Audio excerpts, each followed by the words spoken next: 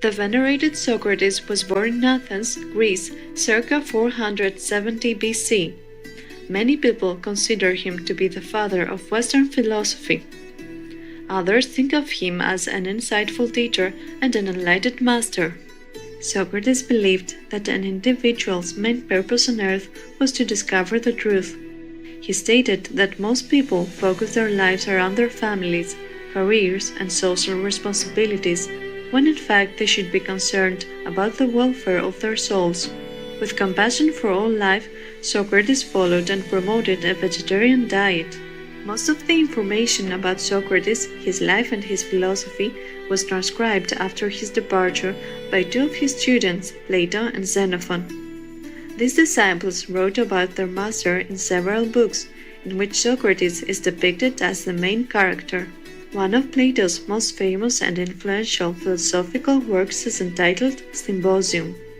It features valuable dialogues between Socrates and others, mainly on the topic of love, the different ways it is manifested, and as a transcendent path to attain spiritual heights.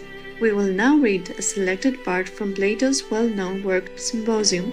The text depicts a gathering of notable men during a banquet where they exchange philosophical thoughts.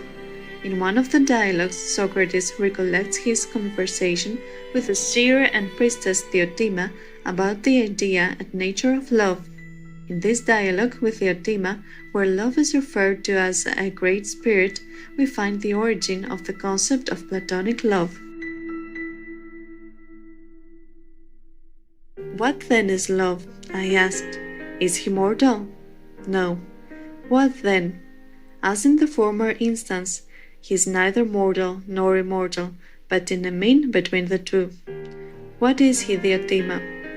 "He is a great spirit, daimon, and like all spirit, he is intermediate between the divine and the mortal." "And what," I said, "is his power?"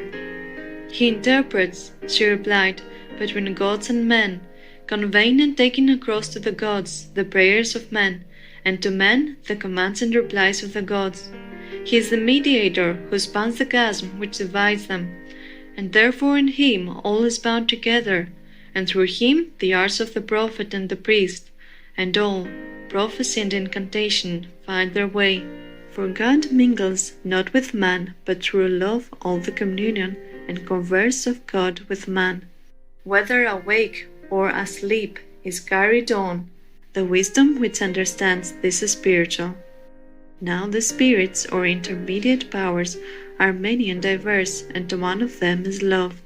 The truth of the matter is this: no god is a philosopher or seeker after wisdom, for he is wise already, nor does any man who is wise seek after wisdom. Neither do the ignorant seek after wisdom. For herein is the evil of ignorance, that he who is neither good nor wise is nevertheless satisfied with himself. He has no desire for that of which he feels no want. "But who then, Diotima," I said, "are the lovers of wisdom, if they are neither the wise nor the foolish?" "A child may answer that question," she replied. "They are those who are in a mean between the two. Love is one of them. For wisdom is a most beautiful thing, and love is of the beautiful, and therefore love is also a philosopher, or lover of wisdom, and being a lover of wisdom is in a mean between the wise and the ignorant. When a man loves the beautiful, what does he desire?" Diotima asked. I answered her that the beautiful may be his. "Still," she said, "the answer suggests a further question. What is given by the possession of beauty?" "To what you have asked," I replied, "I have no answer ready." Then she said, "Let me put the word good in the place of the beautiful, and repeat the question once more. If he who loves good, what is it then that he loves?" "The possession of the good," I said. "And what does he gain who possesses the good?" "Happiness," I replied. "There is less difficulty in answering that question." "Yes," she said, "the happy are made happy by the acquisition of good things, nor is there any need to ask why a man desires happiness. The answer is already final. You're right, I said. And is this wish and this desire common to all? And do all men always desire their own good, or only some men? What say you? All men, I replied. The desire is common to all. Why then, she rejoined, are not all men, Socrates, said to love, but only some of them? Whereas you say that all men are always loving the same things. I myself wonder, I said, why this is. There is nothing to wonder at, she replied. The reason is that one part of love is separated off and receives the name of the whole, but the other parts have other names. Give an illustration, I said. She answered me as follows. There is poetry, which as you know is complex and manifold. All creation or passage of non-being into being is poetry or making, and the processes of all art are creative, and the masters of arts are all poets or makers. Very true. Still, she said, you know that they are not called poets, but have other names. Only that portion of the art which is separated off from the rest and is concerned with music and meter, rhythm of poetry, is termed poetry, and they who possess poetry in this sense of the word are called poets. Very true, I said. And the same holds of love. For you may say generally that all desire of good and happiness is only the great and subtle power of love, but they who are drawn towards him by any other path, whether the path of money-making or gymnastics or philosophy, are not called lovers.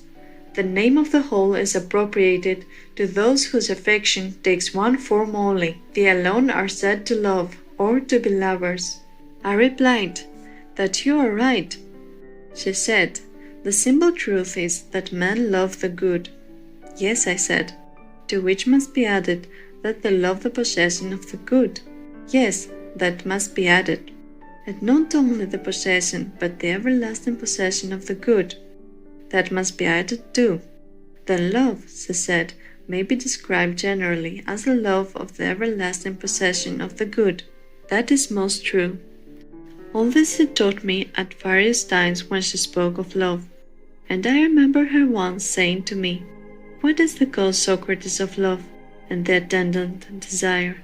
See you not how all animals, birds, as well as beasts, in their desire of procreation are in agony, when they take the infection of love, which begins with the desire of union, whereto is added the care of offspring, on whose behalf the weakest are ready to battle against the strongest, even to the uttermost, and to die for them, and will let themselves be tormented with hunger or suffer anything in order to maintain their young. Man may be supposed to act thus from reason, but why should animals have these passionate feelings? Can you tell me why? Again I replied that I did not know. She said to me, And do you expect ever to become a master in the art of love if you do not know this? But I have told you already, Diotima, that my ignorance is the reason why I come to you, for I am conscious that I want a teacher. Tell me then the cause of this and of the other mysteries of love. Thoughtful viewers, it was an honor to have your presence for today's words of wisdom.